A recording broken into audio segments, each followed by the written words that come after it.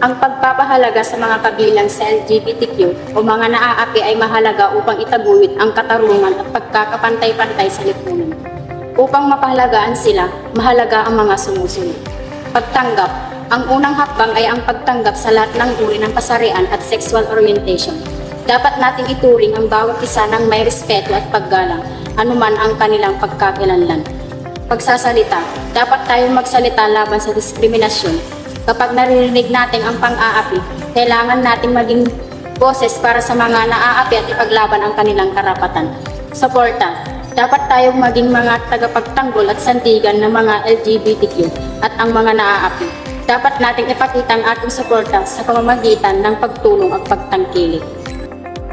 Ang pagpapahalaga sa mga taong kabilang sa LGBTQIA+ at mga taong naaapi ay mahalaga sa pagpapalaganap ng pagkakapantay-pantay at paggalang sa lahat ng individual. Ito ay may ipinapakita sa pamamagitan ng pagbibigay ng maayos na edukasyon tungkol sa mga isyu ng LGBTQIA+ at pagsuporta sa mga organisasyon at proyektong naglalayong protektahan ang kanilang mga karapatan. Dapat nating itaguyod ang non-discrimination policies at batas na naglalayong protektahan sila mula sa diskriminasyon at karahasan.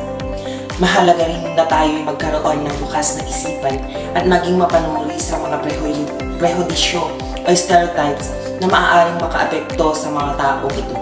Sa pamamagitan ng pagpapakita ng pag-unawa, respeto at suporta, tayo makakatulong sa pagpapabuti ng kanilang kalagayan at sa pagtataguyod ng lipunan kung saan lahat ng pantay-pantay at may kalayaan na maging kanilang totoong sarili.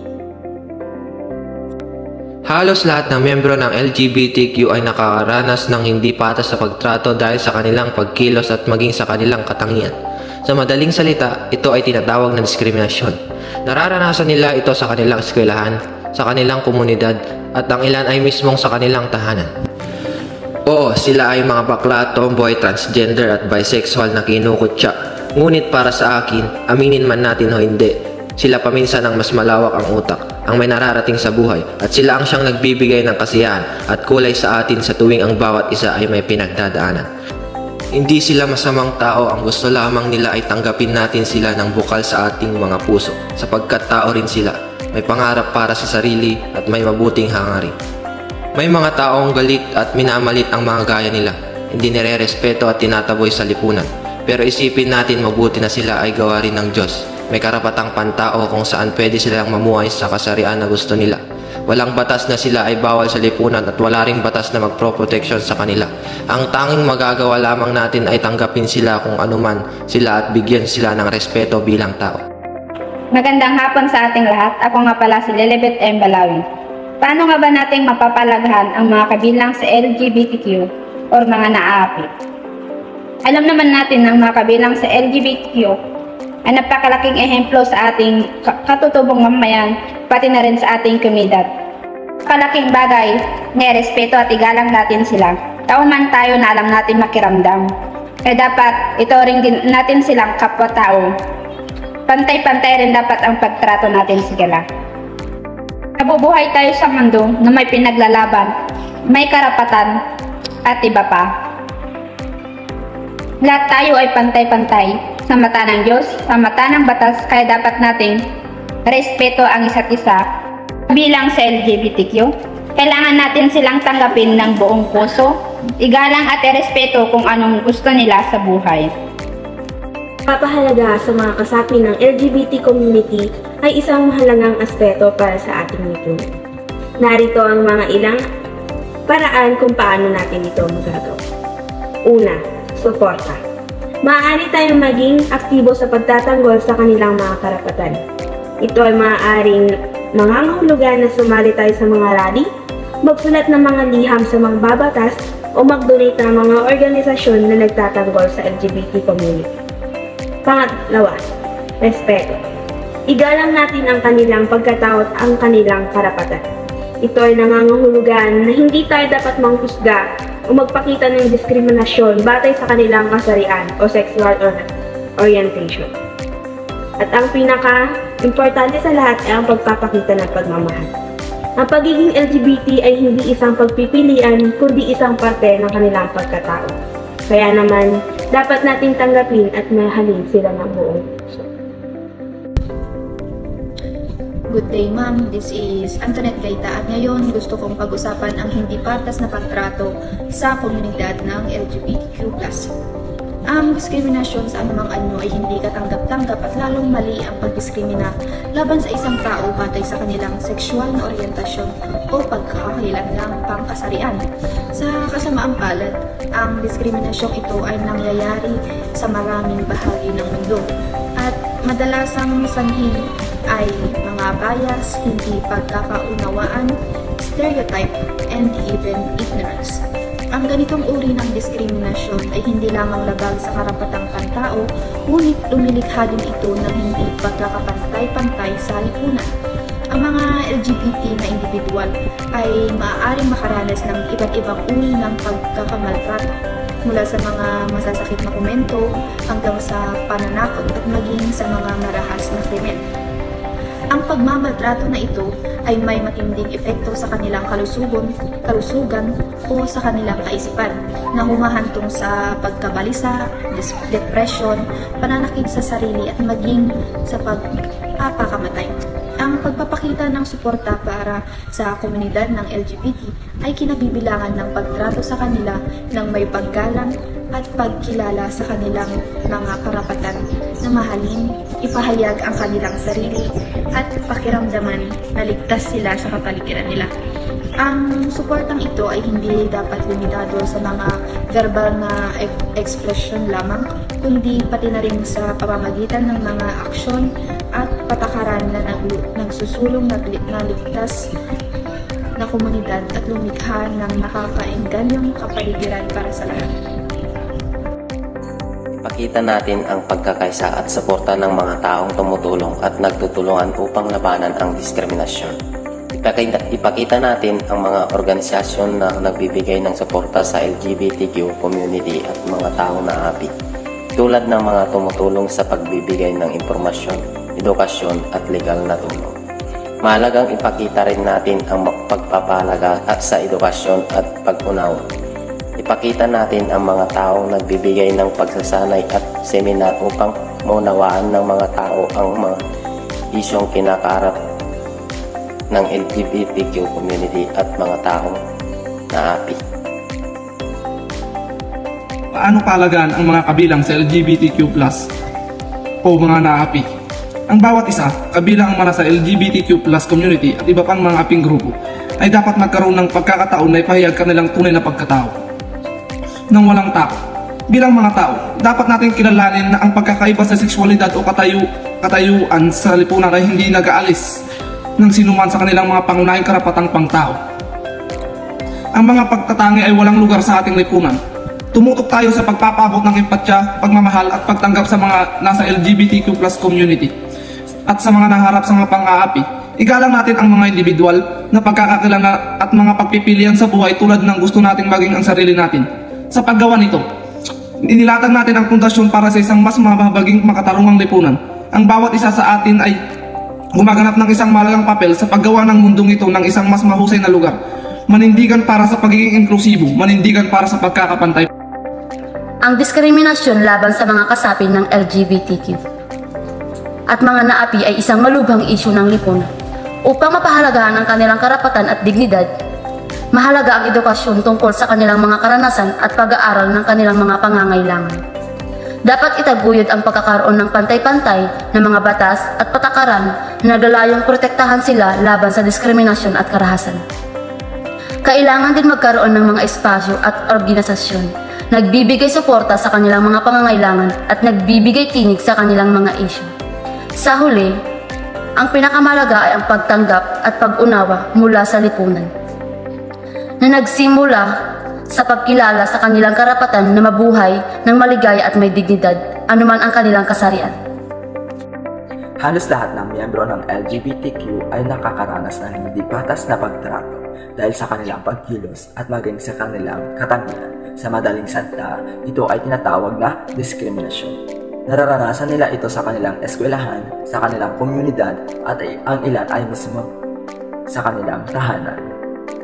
Pinapahalagaan nila ang kababaihan at LGBTQ sa pamamagitan ng pagbibigay sa kanila ng karapatan at kalayaan na gawin ang kanilang nais at gustong gawin. Sila rin ay nagsasagawa ng batas upang mabawasan at matigil ang nangyayaring diskriminasyon sa iba't ibang kasarian. Hinahayaan nilang mamuhay ang grupong ito na normal at masagana. Paano natin mapalagaan ang kabilang sa LGBT? Ang LGBT ay laganap na sa buong mundo. Ang Pilipinas sa Asia ang madami ng membro ng LGBT community. Alam natin na hanggang ngayon ay hindi pa halos tanggap ng ibang Pilipino ang mga LGBT. Upang sila ay mapalagaan, dapat ay may mga batas o pautusan para sa kanilang kaligtasan. Dapat ay marinig natin ang kanilang boses kung saan dapat sila ay protektado. Ngunit may respeto pa din sa ibang paniniwala ng tao. Kailangan bawat Pilipino ay maging maalam kung ano ang mga bagay tungkol sa mga LGBT. Dahil hindi sa lahat ng oras ay maintindihan natin sila. Parating ang may mga diskriminasyon. Kaya para sa akin, kailangan ng mga batas o reviews na sasaklaw sa ano ang mga bagay na dapat i-considera na sa pagiging LGBT, ngunit may mga restriction pa din. Ang diskriminasyon ay nakakaapekto sa ating lahat, lahi man ito, kasarian, relihiyon o sexualidad. Inaalis ng diskriminasyon ang kakayahang makita ang isa't isa kung sino talaga tayo. Kung gayon, paano natin ma-appreciate ang mga kabilang sa LGBTQ+ o anumang iba pang marginalized group? Maaari tayong magsimula sa pamamagitan ng pagtayo kasama sila. Mapapahalagaan natin ang mga kabilang sa LGBTQ+ community o anumang iba pang marginalized group sa pamamagitan ng pagiging mabubuting kaalyado at ipagpapakita ng kabaitan sa kanila. Mapapahalagaan din natin ang mga naapi sa pamamagitan ng pag-angat sa kanila at pagbibigay ng suporta. Dahil kapag tayo ay nagsama-sama, kapag ipinagdiriwang natin ang ating mga pagkakaiba at naninindigan kasama ng mga nangangailangan ng ating suporta, maaari tayong lumikha ng isang mas mahusay, mas mapagmahal na mundo. Diskriminasyon kung paano nyo pahahalagan ang mga kabilang sa LGBTQ or mga naaapi. 1. Bigyan ng pantay na karapatan. Ikalawa, kilalanin sila bilang mahalagang bahagi ng pag-unlad ng bansa. Bigyan sila ng trabaho, tulungan natin kung kailangan. Itaguyod natin ang kanilang mga karapatan. Paano ito mapipigilan? Huwag abusuin ang mga anumang kasarian. Huwag manakit ng kapwa. The LGBTQ+ acronym stands for lesbian, gay, bisexual, transgender, queer or questioning, and other identities. It is used to describe a diverse community of individuals with non-heteronormative sexual orientation or gender identity. Showing importance and support for LGBTQ+ members is a meaningful way to promote inclusivity and diversity. Here are some ways to do so. Respect and inclusivity. Use the preferred pronouns or names. Educate yourself. Learn about LGBTQ+ issues, terminologies, and history. It shows that you're invested in understanding their experiences. Listen and empathize. Be a good listener. Encourage open and honest conversation and try to understand their experiences and challenges. Avoid stereotyping and assumption. Don't make assumptions about someone's sexual orientation or gender identity based on appearance. Stereotyping can be hurtful and offensive.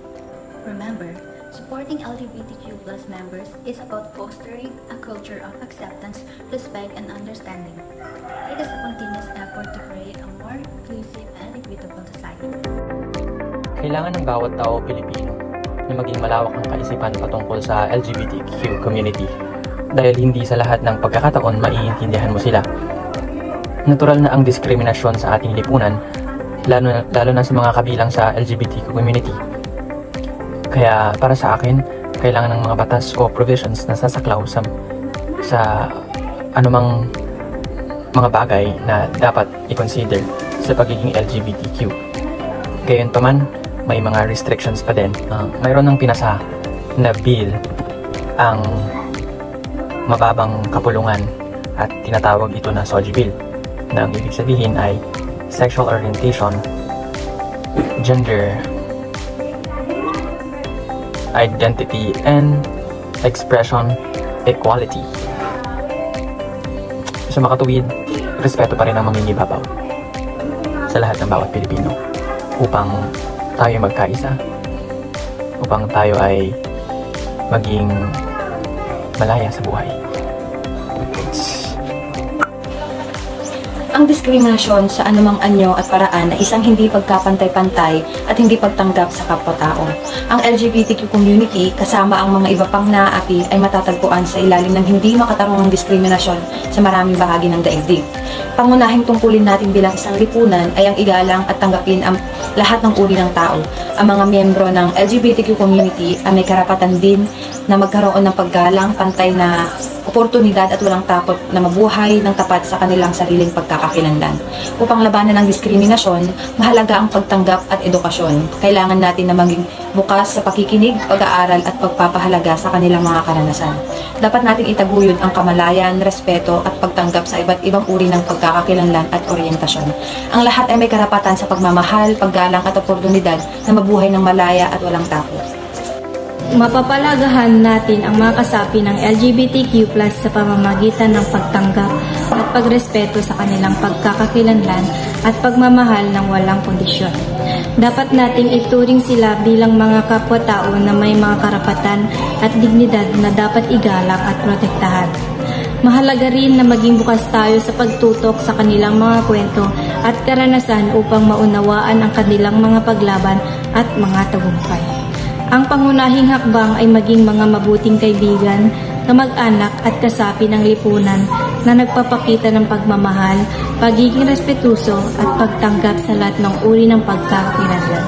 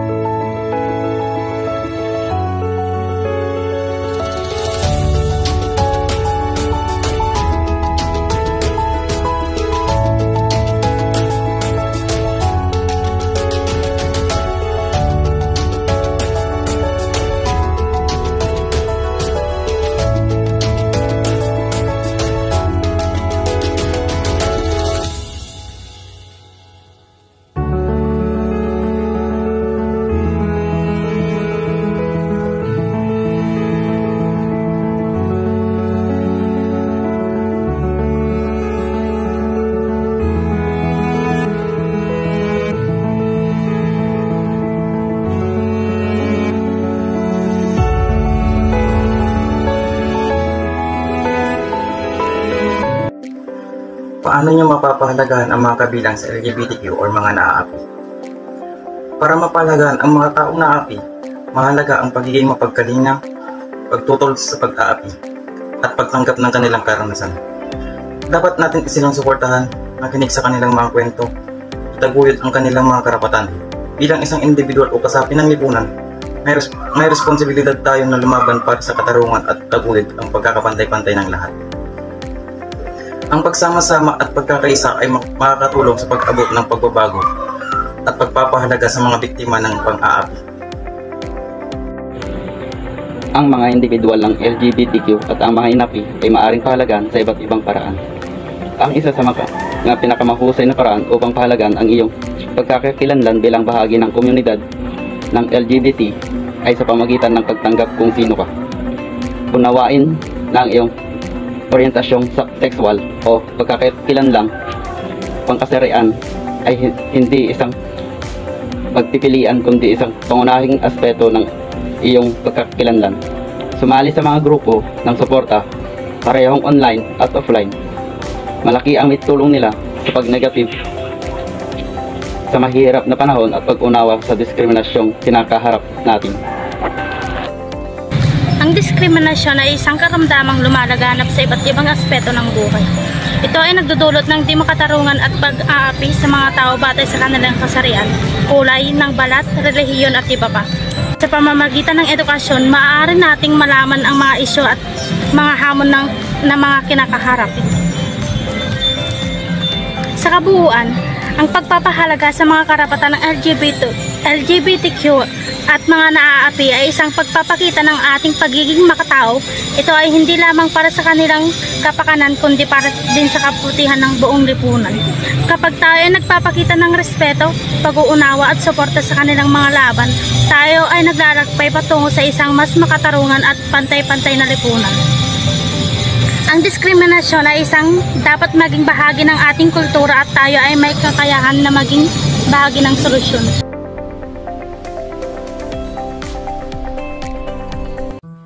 LGBTQIA+ community here in the Philippines is a complicated picture. Getting judged for being a member of this community is hard because people call you names. Even harder when the judgment came from your own family. Despite the increasing acceptance and visibility of the LGBTQIA+ in the society, they still experience discrimination, harassment, and violence. The fight for gender equality of the LGBTQIA+ community is far from over. As an individual, you can't do everything, but you can do something.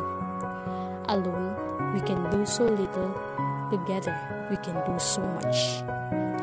Be the change. Start the change.